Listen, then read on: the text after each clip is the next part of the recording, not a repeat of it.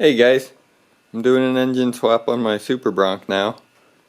This old engine's a 7-horse Tecumseh. I think it might actually even be a 6-horse, but I changed the shroud, I think. And I'm swapping on this 10-horse from a Snowblower here. Big old Snowblower. But it's got some differences. The first difference is the way the mounting holes are here. These are cast into the block, and this one's got a separate sheet metal engine plate on it. And the width of the side cover is a little bit more on the new one. It's about ½ inch more. So rather than change all the jack shaft stuff, I'm gonna re-drill the engine plate holes to where they need to be, which is like quite a bit over more. But actually the engine stays in the same place, and the width is the overall width is right about the same as the old one, so that really doesn't change much, but it's just the holes are in a different place. So that's one thing. But the main thing is the carburetor. This one comes out right off the block, and this one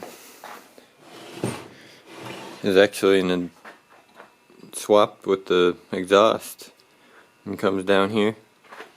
So I think that's going to be way too low. I think it's going to interfere with all this jack shaft stuff, but I'm going to see if it'll fit if I move this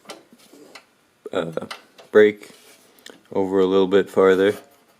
Maybe you have to trim this cover, but we'll see how that fits. And if it doesn't, then I gotta make a new intake manifold here to come straight out and over.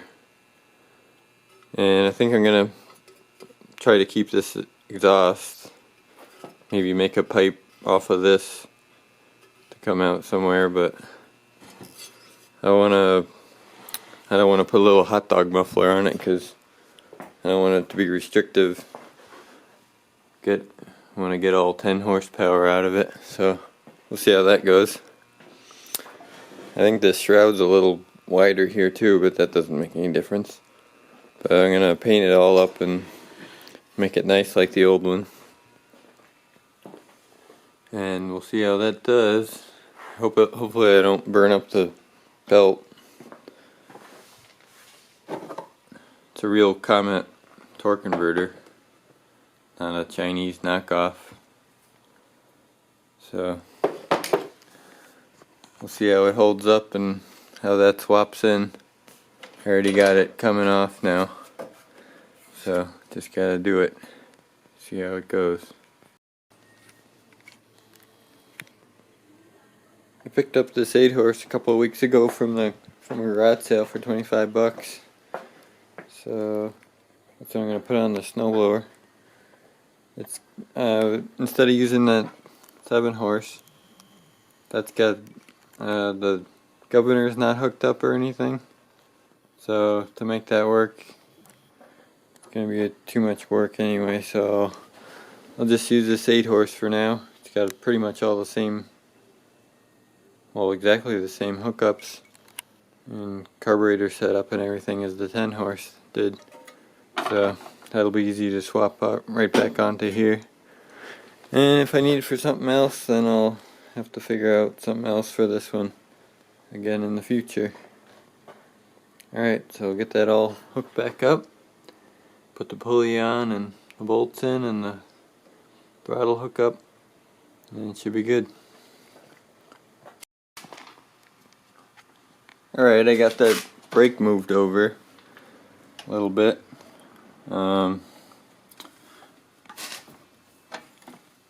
See the hole there from where it was. I couldn't get this hub slide slid over. It wouldn't move off the shaft, so I just unbolted it. It is a flange. And the hub comes separate from the drum here. So I pulled it off this torque converter end and turned it around. So that moved it over probably 3/4 of an inch or so. And I moved it over not because the carburetor, but because this bump on the new engine's a little bigger than the old one, and it interfered there. So I moved it over to here. So that'll clear now. And as you can see, I got this new one painted up. I didn't do the shroud yet. Still gotta get that sticker taped off and then I could paint it. I took the head off and cleaned up the carbon in there and everything. So that should be good.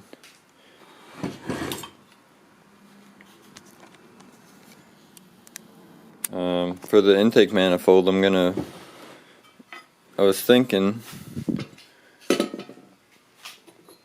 to make it like this and come out the side, but I decided it's probably better straight out. There's enough room back here that it could come straight out without a problem. And I'll make the exhaust come out over here. I'm going to use that original muffler. I'll just neck it down a little bit when it comes out, and that should be good. And then I was able to drill the mounting holes here. Doesn't have to be adjustable because nothing really needs to be. Well, this adjusts a little bit to do the chain tension, but that's already in place, so just gonna leave them unslotted for now. And then I repainted this area so it doesn't look all scratched up. That's it for now.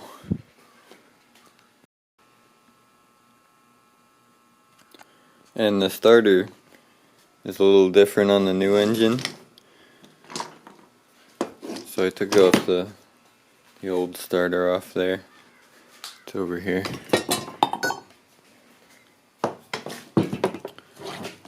I'm not sure if there's any difference internally, but this mount is like a little bit deeper on the new one, right here. See, this comes up almost about flush, and this is a little bit dipped down, so they don't sit on the engine the same. So I gotta clean up that new one, put that on it.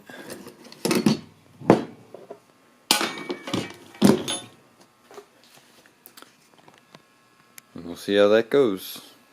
And then I gotta do the throttle and I gotta make this choke a little different because it's gonna probably hit on the air filter. So I'll probably cut it off there and weld the new kind of tab on there. And for the throttle, I'm gonna probably have to make a little bracket off the muffler bolts here to hold the end of the throttle cable. So we'll see how that goes. Alright, I made this muffler. I welded on this old header I had. Made a little block here to put it into.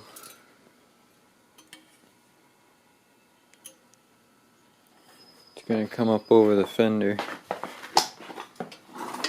like out here. So it should work good. And I got this carburetor in place in the manifold.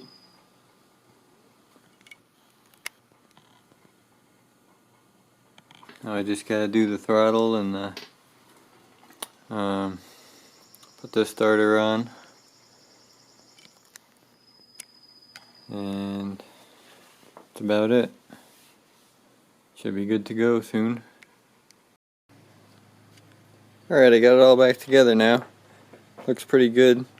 I already took it for a test drive once and it seems pretty good. It's not that much better than it was before, but and I gotta play with the tune on the carburetor a little bit, but yeah, runs pretty good and seems to work fine. I got this muffler done,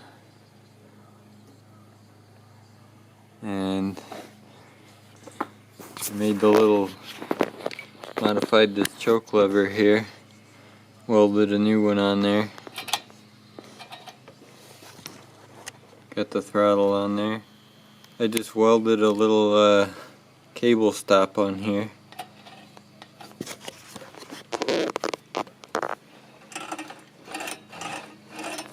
And I was able to use this old bracket here. I just had to reposition this mount.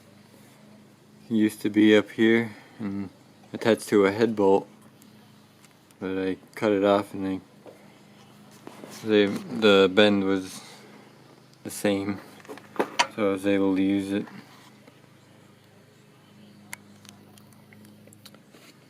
The brake works fine. I don't even need that spring on there anymore. Might put it on there anyway just to keep it from rattling about, to put it up to here. And I got the starter on there.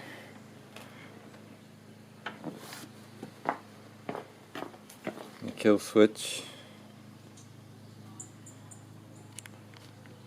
I only really need that in the winter time when it's being a pain in the butt to start.